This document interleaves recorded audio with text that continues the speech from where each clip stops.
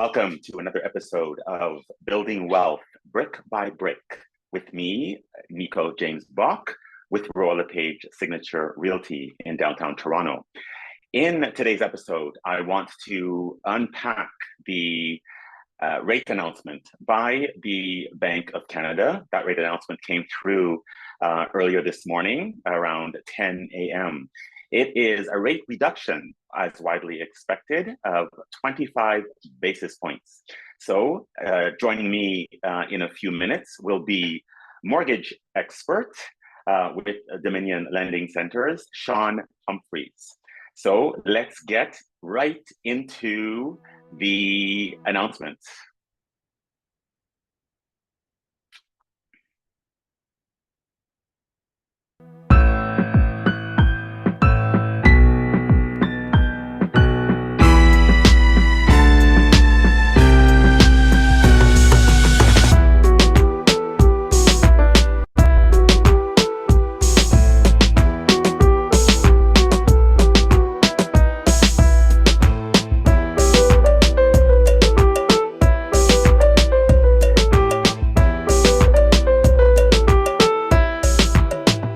Today's announcement follows the announcement that we received on June the 5th.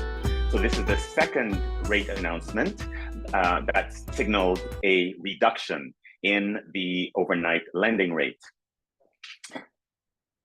Well, let's take a quick look at the market outlook.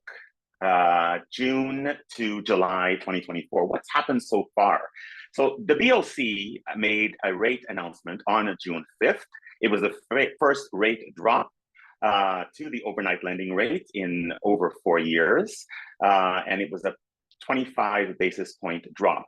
It dropped the rate from 5%, the 5% high, to 4.75%. The June 2024 stats showed available listings were up 67%. The average sale price for all home types averaged $1,162,167, down slightly, only 1.6% year over year. June sales, however, crept upwards at 3.7%, a small increase, but perhaps an indication that things are starting to move. There are more sellers willing to put their houses on their properties on the market. Prices, however, are staying fairly flat throughout the summer.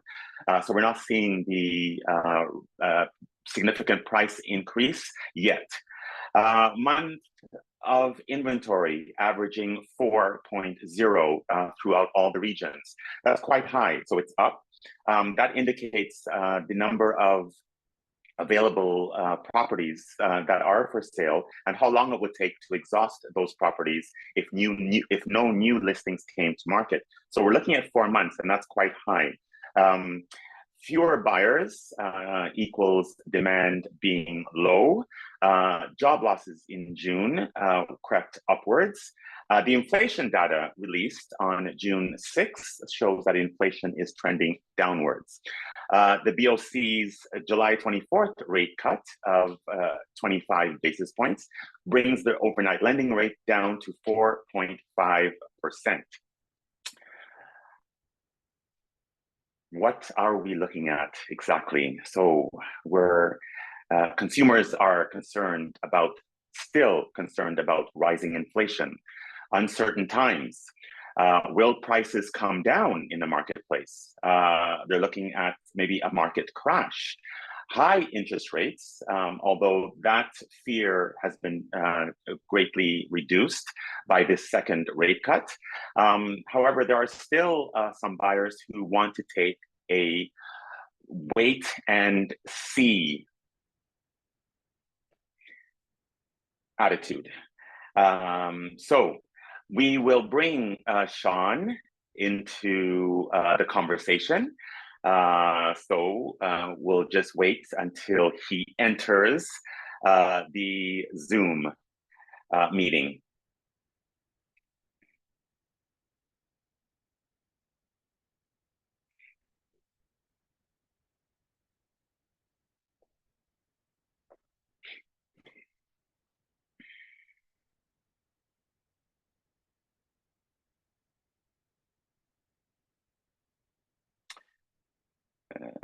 Just waiting for Sean.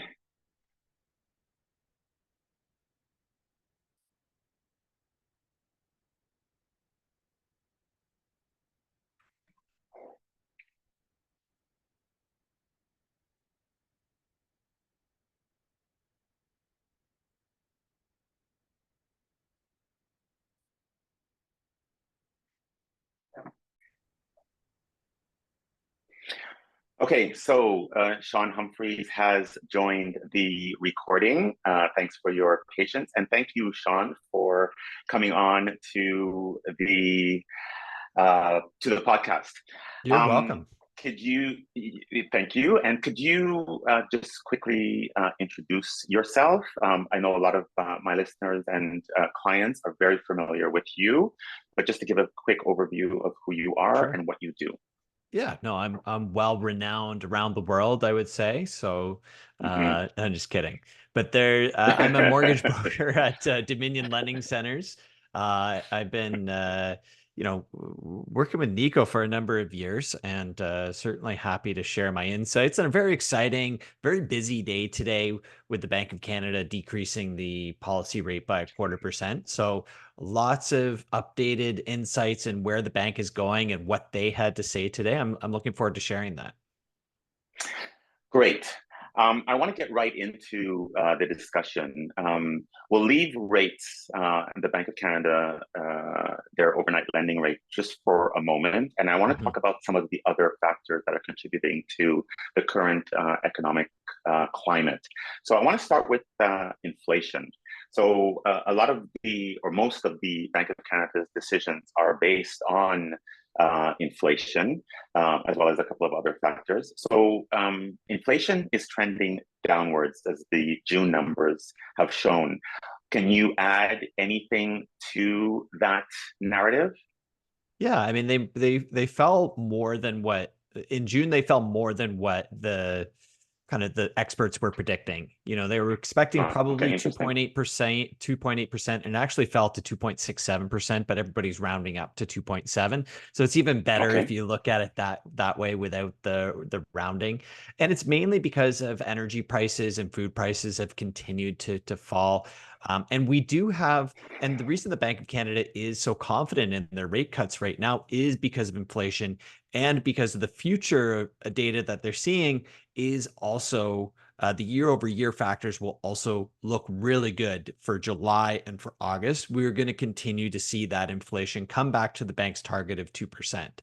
So Do you we're know, on the right track for sure.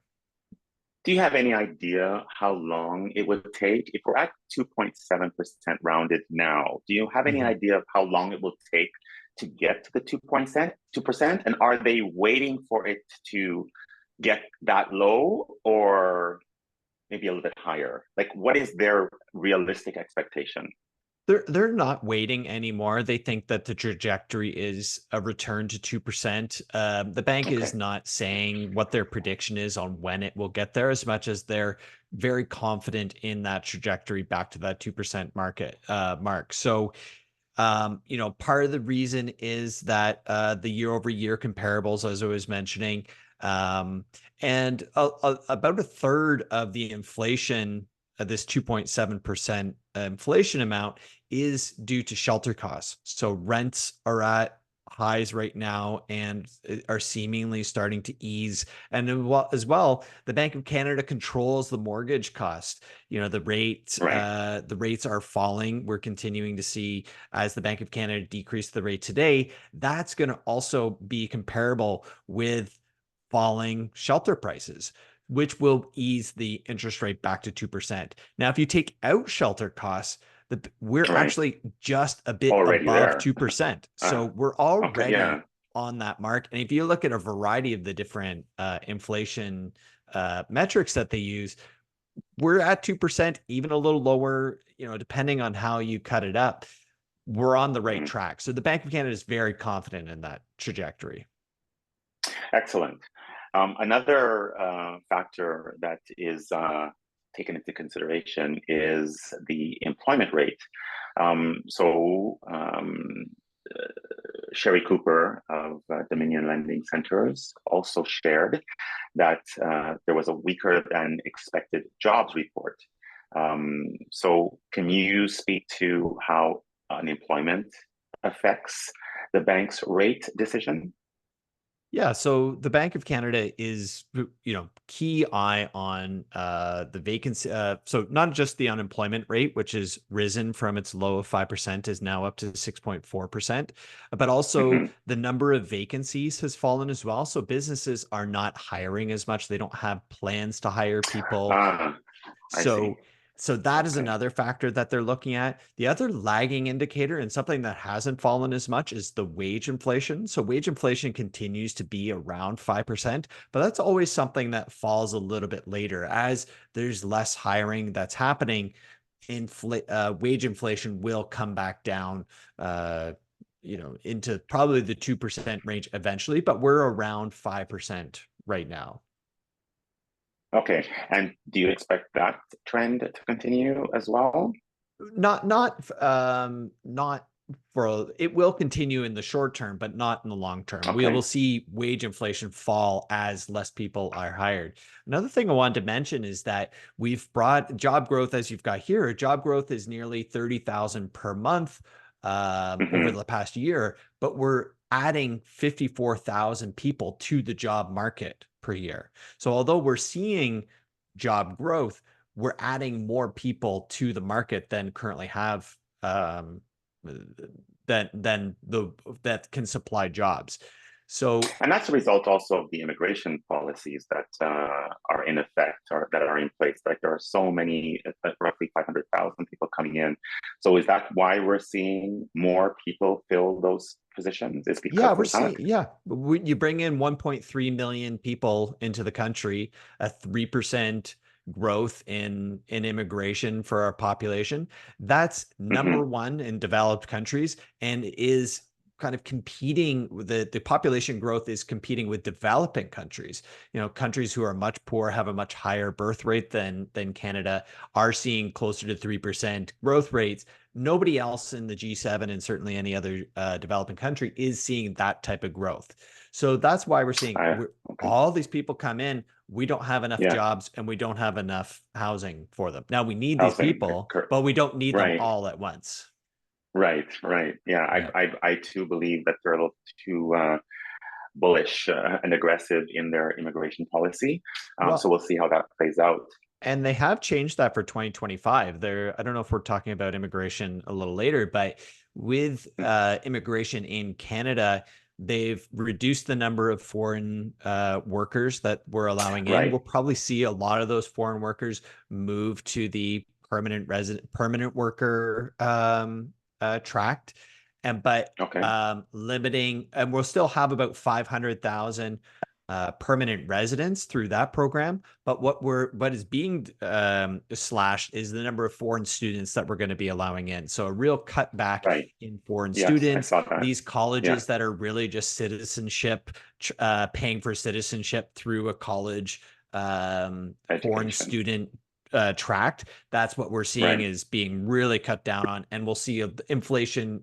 We'll see the immigration come down significantly because of the cutback in foreign workers and foreign students. We still want to bring in the permanent residence program. We still need Right. high qualified people. What we don't need is people paying for citizenship through the foreign student program. Correct. That's a good point. Mm-hmm. I want to pass quickly to the US election and their um, economic situation as a result of it. What do Mm-hmm. you think the current election climate and monetary policy in the US, how do you think that will affect what's happening here in Canada, if it will affect anything at all? Well, we're probably less tied to the US economy than we've been in other years, in previous Why years. is If you that? look, so if you look at the dollar, the dollar has decreased in comparison to the US dollar. Okay. Down to 75 cents, somewhere around there today. I didn't check, but Yeah, I around heard it was like 75 72, cents. 70. Yeah, yeah, around 72 So maybe you're cents. right, 72 cents. Anyway, so Yeah, it's in comparison to the US dollar, it looks right, weaker. But in compared to the world right, economy, Canada's dollar, and specifically the Chinese currency, I'm going to mess up how you say it, but the Chinese currency is, we're much more comparable to that. We're not decreasing in the same level as we are to the world currency. And China is a very right. important trading partner where a lot of our imports and exports, or exports or imports come from. So that's Okay. another important currency. So I think we're less tied now to the US economy To the US than because before. it is such a global market now. That's a very contentious opinion, because other people will say, look, we are still very tied to the US economy. They're our biggest trading partner.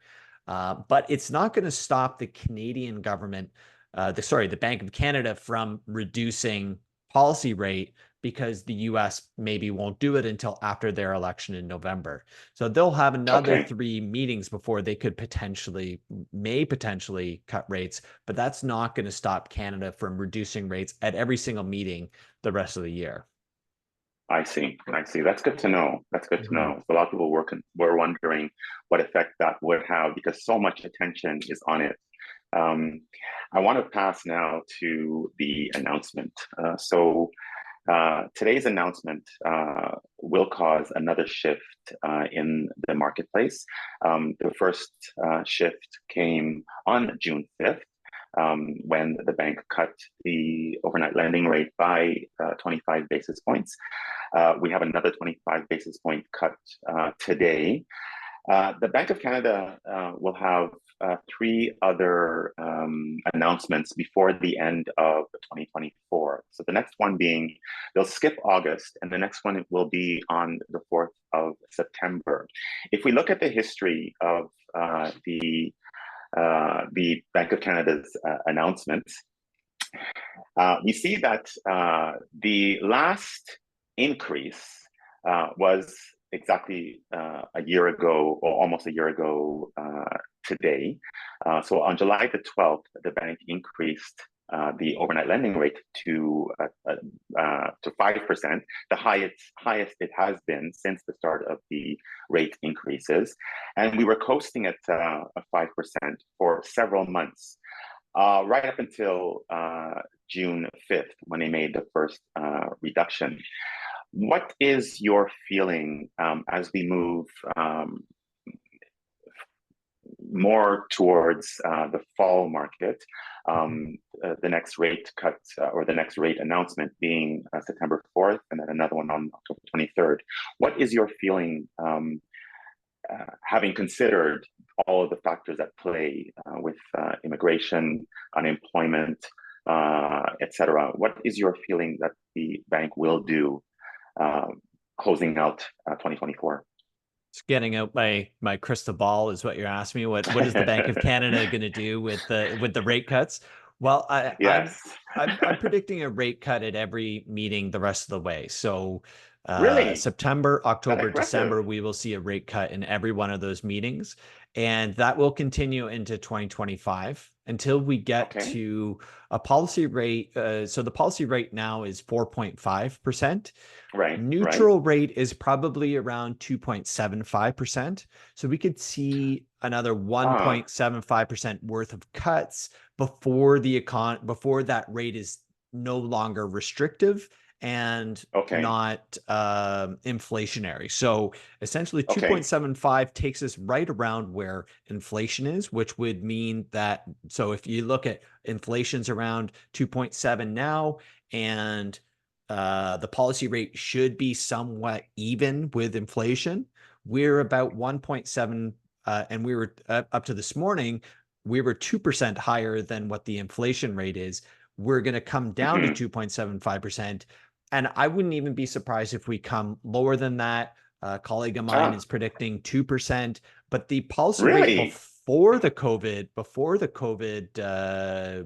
decreases was 1.75%. So 1.75, yes. I'm not hearing anybody predict that we get down to 1.75%, but certainly in the twos, we've got another 1.75, 2% worth of rate cuts to go before the Bank of Canada probably lays on the brakes a little bit. And so, okay, all right. So taking on what you just said, if you are thinking that there will be a rate cut at each announcement as we go forward into 2024, that would bring us down to 3.75, if the math is correct, by the end of the year, so by December. But before the end of the year, yeah. So what are Well, we by the at end of the now? year, we're at 4.5.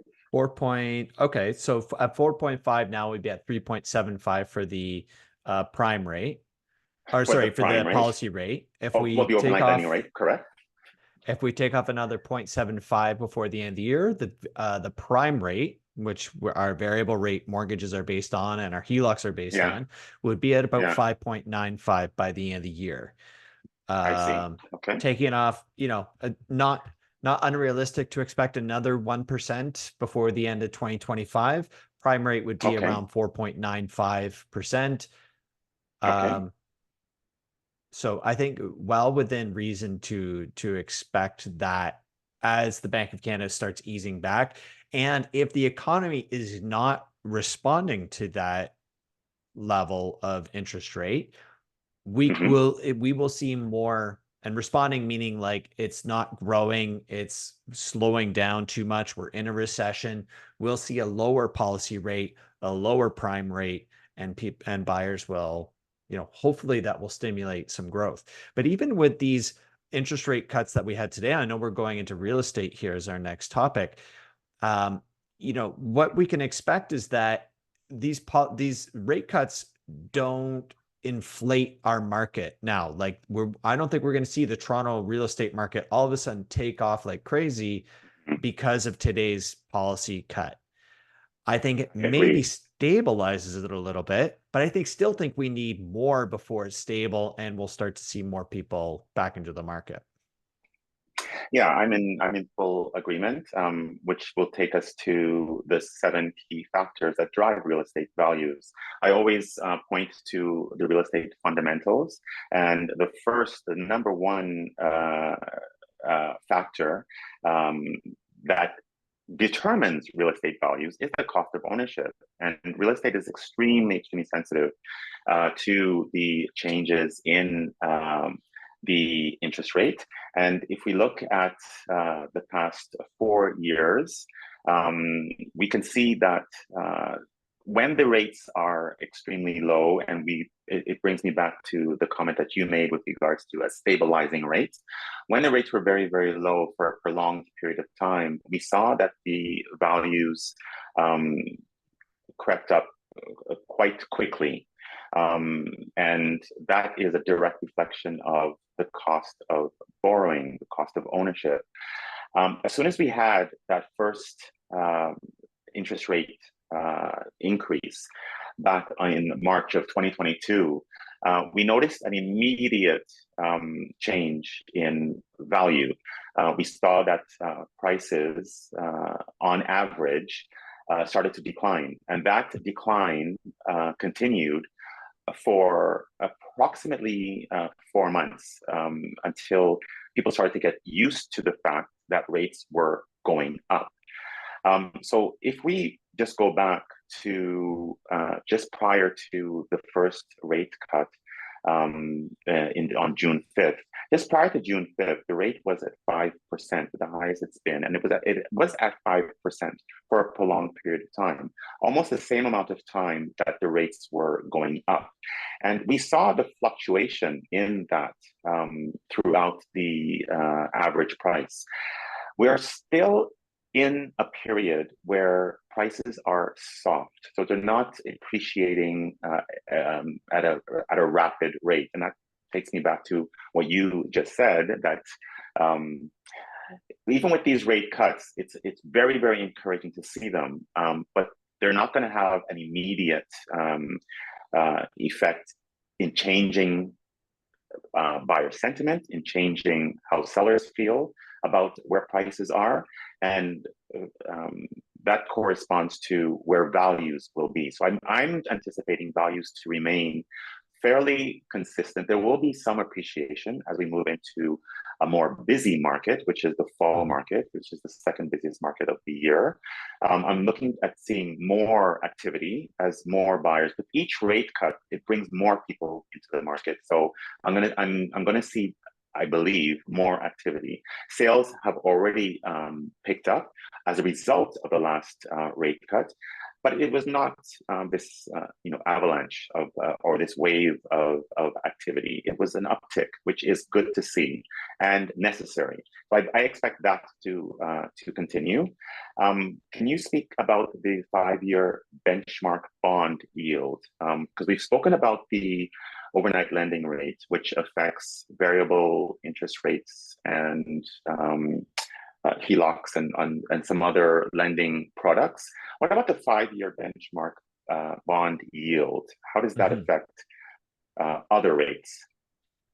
So it's a good indicator of the bond yield's a good indicator of where our fixed rates are. They're very tightly aligned.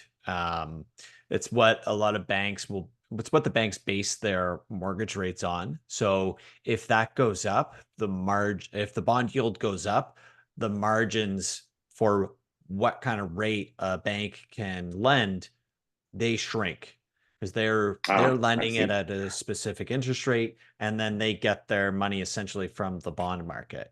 So if can you estimate, just a rough estimate, on how many people, a percentage of how many people choose fixed rate as opposed to variable rate? Like, do you have any idea as to how many people are? I do. You know what? I saw a chart on this earlier today, but I don't think I captured it. What you're seeing is that right now, many people are choosing, the majority of people are choosing shorter fixed term rates, 1 to 4 year terms, with the majority of those people picking the 3-year fixed rate term. So it's good. Reason they're picking that is it's a similar rate to what you might get for a 5-year fixed rate, but you're not, which is the lowest rate you can get right now, but you're not locking in for those 2 additional years. So you're taking the sure thing of the knowing what your payment's going to be, but then you're kind of lopping off the last 2 years when interest rates should be a lot lower. In a year from now, we'll be talking much lower interest rates. Anybody in a 5-year fixed rate is going to be regretting that decision because fixed rates have fallen so much, and the penalty to get out of that 5-year fixed rate will be very restrictive. It will more than likely not make a lot of sense versus a 3-year fixed rate. You're in it for a lot less time.